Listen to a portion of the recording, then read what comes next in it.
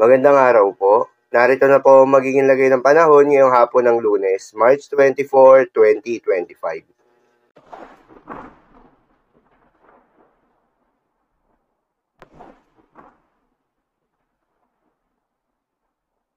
Sa kasalukuyan na tayo sa pag-asa, northeast monsoon o hanging amihan ang patuloy pa ring umiiral at nakakaapekto sa may northern Luzon.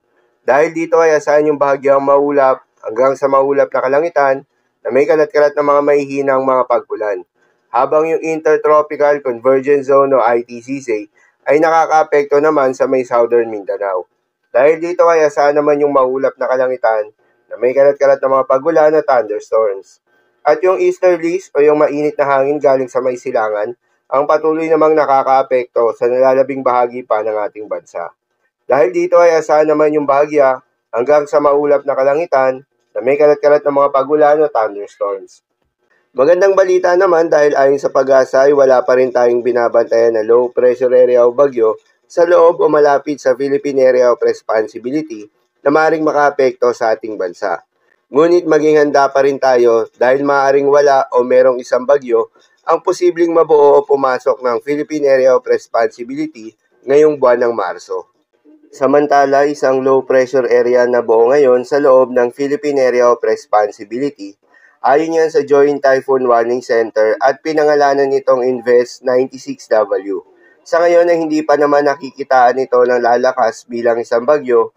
Ngunit patuloy pa rin nating babantayan na magiging development nito habang hindi pa ito nalulusaw. Muli ang nasabing sama ng panahon ay hindi pa idinedeklara ng pag-asa bilang isang low pressure area. Dahil nga sa epekto nitong Intertropical Convergence Zone, asahan ngayong araw sa may Davao Region, Zamboanga Peninsula, Soc-Sargen at Barm ang maulap na kalangitan na may kalat-kalat na mga pag-ulan at thunderstorms. Posible ang mga pagbaha o pagguho ng lupa dahil sa katamtaman hanggang sa kuminsan ay malakas na pag-ulan.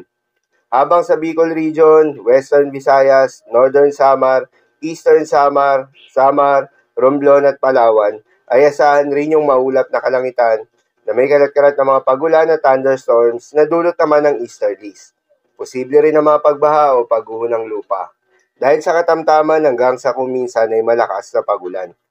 Habang sa Ilocos Region, Cordillera Administrative Region at Cagayan Valley ay asahan naman yung bahagyang maulap hanggang sa maulap na kalangitan na may kalat-kalat na mga mahihinang pag-ulan na dulot ng northeast monsoon. At sa Metro Manila at nalalabing bahagi pa ng ating bansa ay asahan naman yung bahagyang maulap hanggang sa maulap na kalangitan na may kalat-kalat na mga pag-ulan o thunderstorms na dulot ng easterlies. Posible rin ang mga pagbaha o pagguho ng lupa during severe thunderstorms. Madalas, nabobo ang mga thunderstorms na ito tuwing hapon o gabi na nagtatagal ng 1 hanggang 2 oras. Kaya naman ingat sa mga posibleng banta ng pagbaha at pagguho ng lupa, lalong-lalo na sa mga lugar na inuulan na noong mga nakaraang araw pa. Para naman sa magiging lagay ng mga dagat baybayin ay sa pag-asa ay wala pa rin tayong nakataas na gale warning sa anumang seaboards ng ating bansa. Kaya naman malayang makakapamalaot yung mga kababayan nating mangingisda at yung may mga maliliit na sasakyang pandagat. Ngunit iba yung pag-iingat lamang dahil kung meron tayong offshore thunderstorms activity, asahan yung paglakas ng hangin at kaakibat nito ay pagtaas rin ng mga pag-alon. So yun lamang po para sa lagay ng panahon ngayong hapon ng Lunes. Keep safe everyone.